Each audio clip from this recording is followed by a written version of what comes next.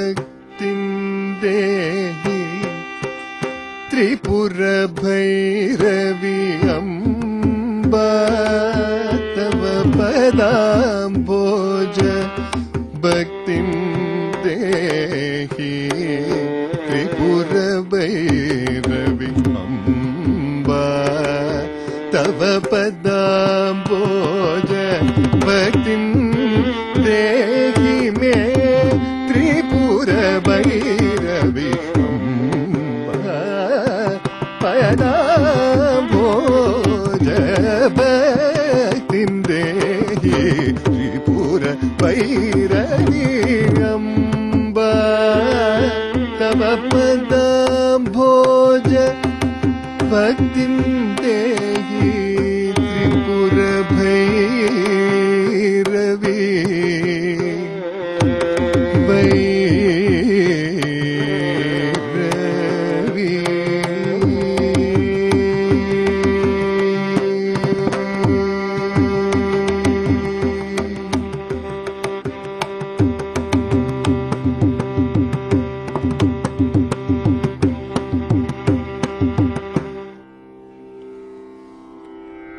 Hello and welcome back to Mood India, California Arts Association's presentation of performing arts from India.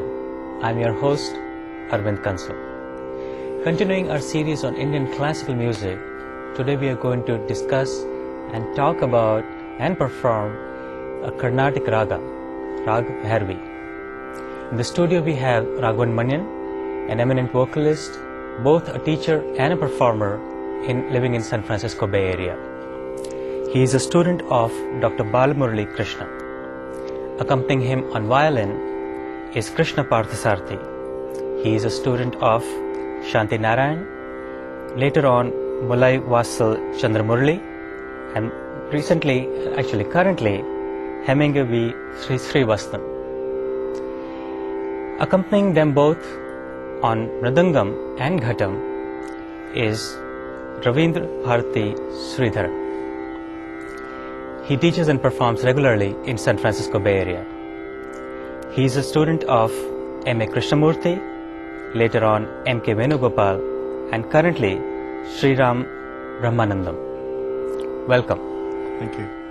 So Raga Bhairavi, which is what you're going to talk about, especially in the Carnatic context, is a very interesting rag because it has a large history behind it. Okay. So could you tell our viewers something about its structure and its context? Sure. So Bhairavi is an ancient raga, and anyone who has even listened to a little portion or snippet of Bhairavi, if not moved by it, is at least intrigued by it. Yeah. Such as the complexity and the richness of the raga, especially the phrases, the gamakas, the idiosyncrasies of the raga makes it a very, very complete personality. And among Carnatic ragas, it continues to enjoy a numero uno position in concerts. Now, Bhairavi is considered by some as a janya of Natha Bhairavi, and by others as a janya or derivative of Karahara Priya. So there are two ragas competing to be the, let's say, the parent of Bhairavi. Although I personally believe Bhairavi is older and richer than either of them. And it has a long tradition. It has a long tradition. Now, originally in Pan music, which is the music originally of South India, it was called Kaushikam. So Bhairavi has another name by which it went until sometime it was rechristened as Bhairavi. Nice. And So what makes it aesthetically beautiful? Okay, so if you look at the krama or the arohan and avarohan, the ascent and descent of the raga, it is fairly straightforward. Sa ga re ga ma pa da ni sa sa ni da pa ma ga re sa. Right? This raga is as simple as it seems on the surface, has number of unique properties to it. It is Vakra raga, which means the swaras don't strictly ascend or strictly descend. They kind of fold into each other. That is one. Second thing about the raga is it's a Bhashanga raga. It borrows notes from other ragas. Now that is both these features are common or relatively common in Indian music. What sets Bhairavi apart from any other raga is the way in which these notes are conjoined, the way in which the notes interplay with each other. It's never sa ga re ga ma pa da ni sa. That is not Bhairavi. Sa ga re ga. Now the Gandhara alone in Bhairavi, which is really Anuvadiswaram, you don't rest on it for too long at any time. Still, the way the ga is sung is not ga, is ga, not even that. There are like 4 or 5 or 6 or 10 different ways of singing Gandharam, just one note in Bhairavi. And of course, the better the musician you are, the more clever your phrases will be around the Gandharam itself. So I can go on for every single swara in Bhairavi, even the Sajjama and Panchama in Bhairavi, which are supposed to be just constant notes without oscillation. The way that the sa and the pa notes interplay with the neighbors creates an aura for Bhairavi. And as I discuss other compositions, I can probably highlight one phrase or the other. So the entire collection of phrases is very rich, and again the tradition is for so long, probably thousands of years, that Bhairavi is just a humongous raga. So the next composition that you're going to perform, tell us something about it. Sure. Traditionally, a Carnatic concert begins with a varna. I prefaced this program with a shloka, which is a one line, and then I'm going to carry on with a varna in Bhairavi, which is arguably the most famous and the most important composition in Bhairavi. It was composed by Panchamiriyam Adiyapaya, and it is set in a interesting tala called Adatala. The tala has 14 beats to it, and it's divided into 5, 5 and 4. So it is a Adatala Varna in Ragam Bhairavi, which is the most important and mandatory raga composition in Raga Bhairavi. So I'm going to sing it to a point, after which we'll continue our discussion. Sure.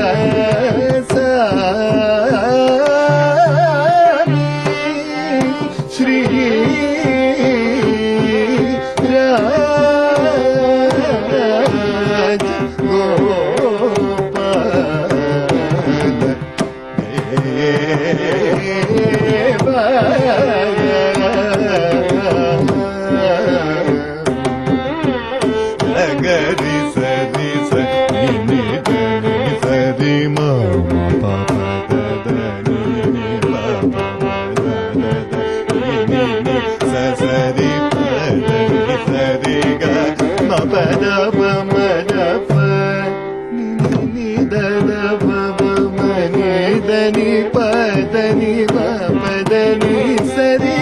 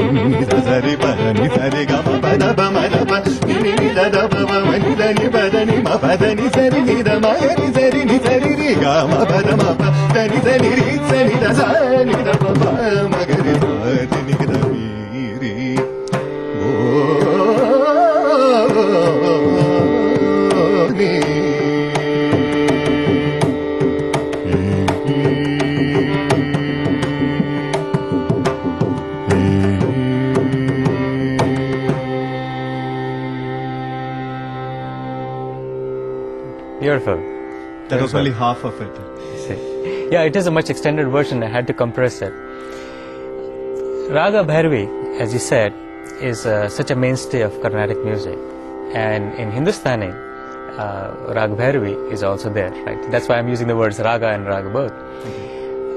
We were talking earlier and he said only thing they have in common is its name. Tell us more about it. Sure. So Raga Bhairavi and Rag Bhairavi. In Carnatic music, Rag Bhairavi of North Indian music becomes Sindhu Bhairavi. And the difference is night and day. Sindhu Bhairavi is actually a Janya Raga of the Hanumatodi scale in Carnatic music, which I am just going to resist the temptation of singing the raga because it completely changes the mood of the evening. Suffice to say that there are only one or two notes that even coincide between the two ragas, besides the Sajama and Panchama. The ragas are different in Krama, which is just the plain notes, in Prayoga, which is the way in which the phrases are sung, and in Sanchara, and in every single aspect that you can imagine. Okay. Now, Sindhu Bhairavi again occupies definitely a place in Carnatic music. It is sung towards the end of a concert, similar to the Bhairavi in Hindustani. Right. So, in that sense, there is some commonality, at least between the tradition of Sindhu Bhairavi and Bhairavi. Whereas the Raga Bhairavi that I am singing has no counterpart in Hindustani music. I see. So apart from the name being common, they are completely differently. So. Completely different, and shockingly so. That I am trying not to sing it here. Okay. So I noticed that these compositions are all in different languages. At least some of them are in different languages. Yes. So most Carnatic compositions are in one of 4 or 5 languages. 4 would cover most of them, namely Sanskrit, Telugu, Tamil and Kannada. And there have been a few compositions in Malayalam of very high merit, but they are not as many in number. The first composition was Sanskrit. The next 2 have been in Telugu. My voice test was in Kannada. So I did cover that for my own sake. And we can move on to Tamil. And essentially any composer with poems in his hand and the knowledge of music manages to bring out beauty in both fronts, in lyric as well as in melody. So it's a combination of poetry and the music. Absolutely. Most of the time. And all of Carnatic music is very, very heavily based on this poetry and music coming together. And most of the poetry is devotional, but it's not necessarily it's not necessary that it has to be devotional. But let's say they're all inspirational. Right. So how about the last composition? So the next composition, which is unfortunately the last because of time constraints, because Bhairavi is such a vast raga that every composer has tried his or her hand on it. Next one is going to be a Tamil composition. It was one among a series of songs written by a composer named Arunachala Kavi. He composed the entire Ramayana in drama form, and it was called Ramanataka Charitram. And this drama form was, the aim was to bring Lord Rama's exploits to the masses. So in some sense, maybe 200 years back, this was popular music. Right. But it has endured over the years, and more people have sung it. It's a very popular song in Tamil. It describes the meeting between Sita and Rama, where no words are spoken, and each person thinks, who is this person? Am I destined to meet him? Am I destined to meet her?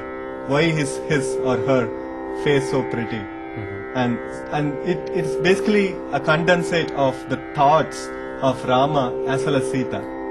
So you could be in either shoes and observe the interaction between the minds and the eyes and so on.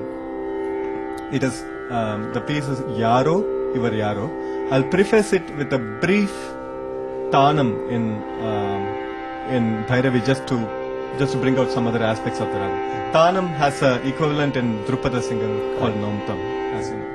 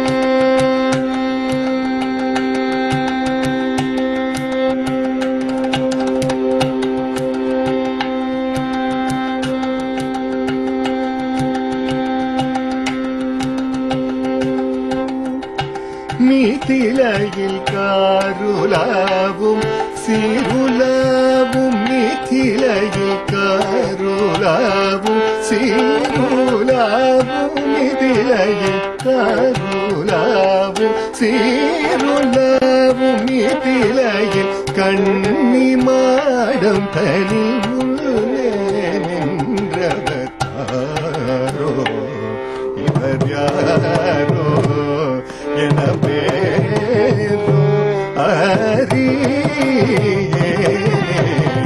யாரோ இவர் யாரோ என பேரோ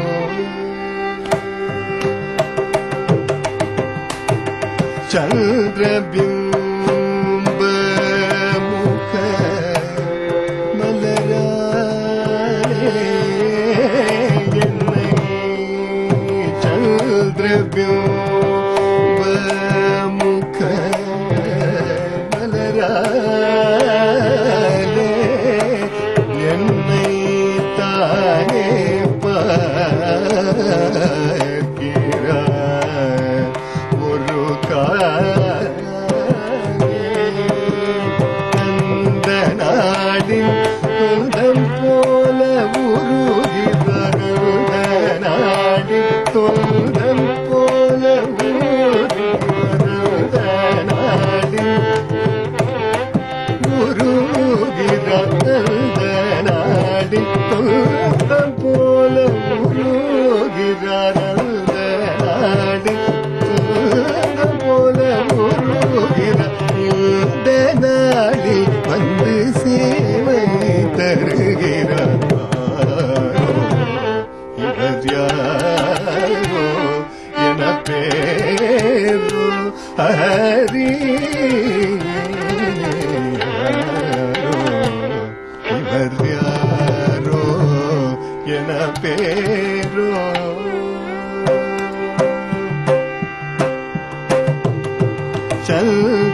சந்திரபிம்ப முக மலராலே சந்திரபிம்ப முக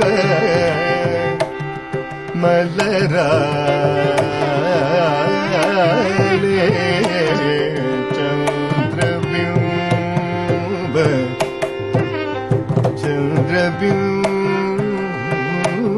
சந்திரபிம்ப சந்திரபிம்ப முக பிம்ப முக சந்திரபிம்ப மலரா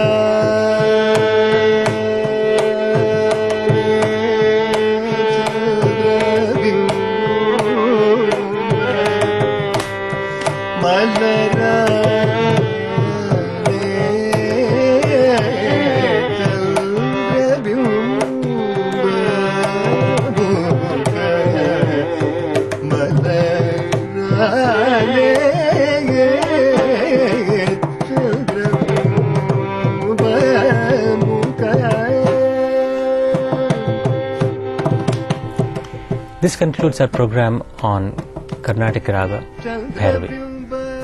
Thank you for joining us. Mood India's programs are brought to you by California Arts Association. We welcome your feedback and comments and hope to see you again next time. Until then, Namaskar.